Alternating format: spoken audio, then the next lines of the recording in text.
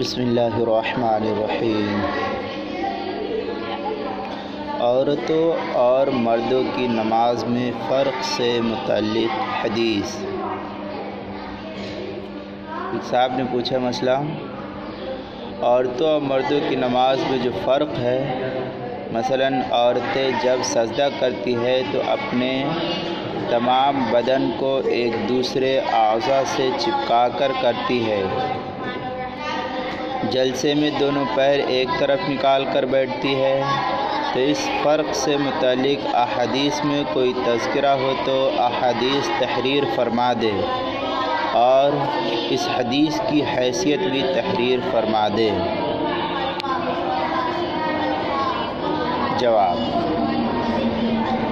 عورتوں کا سجدے کی حالت میں بدن کے اعضاء کو ایک دوسرے سے چپکا کر رکھنا، اسی طرح دونوں پیروں کو ایک طرف نکال کر چمٹ کر بیٹھنا حدیث سے ثابت ہے۔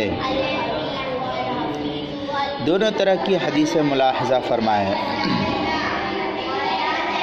مراسیل ابی داؤد کے اندر ہے، ان یزید بن ابی حبیب ان رسول اللہ صلی اللہ علیہ وسلم مر على امرأتين تصليان فقال اذا سجدتما فضما بعض اللحم الى الارض فان المرأة ليست في ذلك كالرجل۔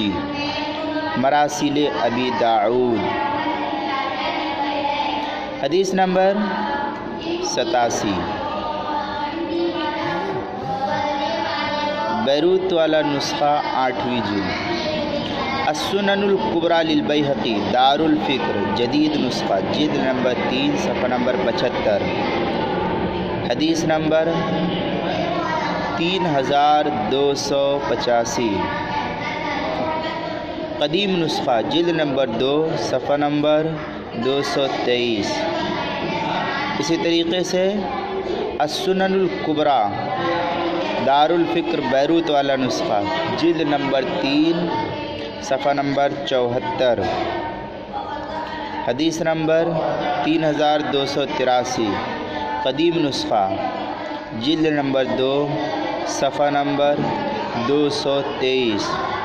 اس کے اندر روایت ہے، عن عبداللہ بن عمر رضی اللہ تعالی عنہما قال قال رسول اللہ صلی اللہ علیہ وسلم اذا جلست المرأة في الصلاة وضعت فخذها على فخذها الأخرى واذا سجدت الصقت بطنها في فخذيها كأستر ما يكون لها وإن الله تعالى ينظر إليها ويقول يا ملائكتي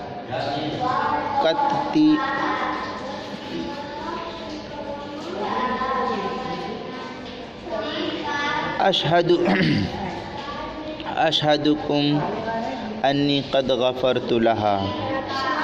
مصنف عبد الرزاق کے اندر ہے، عن قتادہ قال جلوس المرأة بين السجدتين متوركة على شقها الأيسر۔ الحدیث مصنف عبد الرزاق جلد نمبر 3 صفحہ نمبر 139، حدیث نمبر 50-75۔ عن علی رضی اللہ تعالی عنہ قال اذا سجدت المرأة فلتحفظ ولتلصق فخذها ببطنها۔ مصنف عبد الرزاق جلد نمبر 3 صفحہ نمبر 138، حدیث نمبر 5072۔ مصنف ابن ابی شیبہ کتاب الصلاۃ باب المرأة کیف تکون فی سجودها، جدید نسخہ جلد نمبر 2 صفحہ نمبر 504، حدیث نمبر 2793۔ فقط واللہ تعالی اعلم بالصواب۔